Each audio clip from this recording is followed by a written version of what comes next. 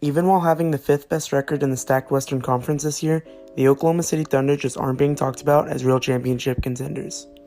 Today I want to break down the Thunder's chance to win the NBA Finals, but before we get started, I'd like to bring something up. Only a very small percentage of people that watch our videos are actually subscribed, so if you enjoy this content and want to see more like it, please hit the sub button. Also, please drop a like as it helps us tremendously in YouTube's algorithm. With a 40-24 record, the Thunder are a huge shock this year in the NBA, but yet they're still not being talked about when it comes to the NBA championship. And I think this is because people think that they are in rebuild mode. Which they are, they're definitely preparing for the future, but they also have a present.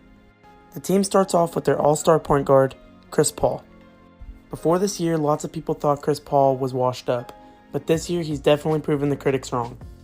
He's averaging 17.5 points, nearly dishing out 7 assists, and grabbing 4 rebounds. He's also had pretty decent shooting spreads this year, shooting 36% from the three-point line and 49% from the field. Aside from his game, he also has a big impact on the young guys, like Darius Bazley, Shea Gilgeous-Alexander, and Luguentz Dort. Which brings me to my next point. This team is loaded with young talent. But right now I'd like to talk about Shea Gilgeous-Alexander.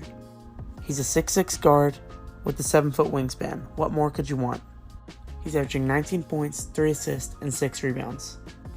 Him and teammate Nerlens Noel are very effective off the pick and roll. And it's always nice to have him at the 2 when you have 2 smaller guards like Chris Paul and Dennis Schroder at the 1. Yeah, it's true he's not the most efficient shooter, but he gets the job done, and that's all that matters, right? And of course they also have Danilo Galinari. He's their first scoring option.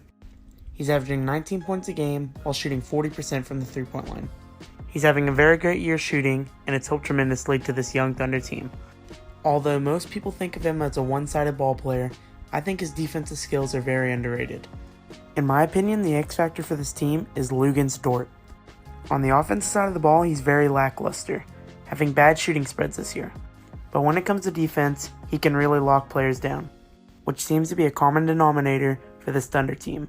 Their players can play pretty decent defense. And what sets this team different from others is their depth. They have great role guys like Terrence Ferguson, Darius Bazley, and Hamidou Diallo. And another great reason for this team's success is the most likely to be 6th man of the year, Dennis Schroder. His 19 points a game is a huge contribution to this Thunder team. He tends to show up in big moments, and that helps a lot as this Thunder team usually is playing from behind. All in all, this team is well put together by Coach Billy Donovan. Nobody expected this 3-guard set to work, but yet here we are. And that's the point I'm trying to make. This team isn't your usual title contender, but that doesn't mean that they can't compete for one. With the right bracket, this team could definitely be competing towards October. And that's all I'd like to say. Let me know if you agree in the comment section.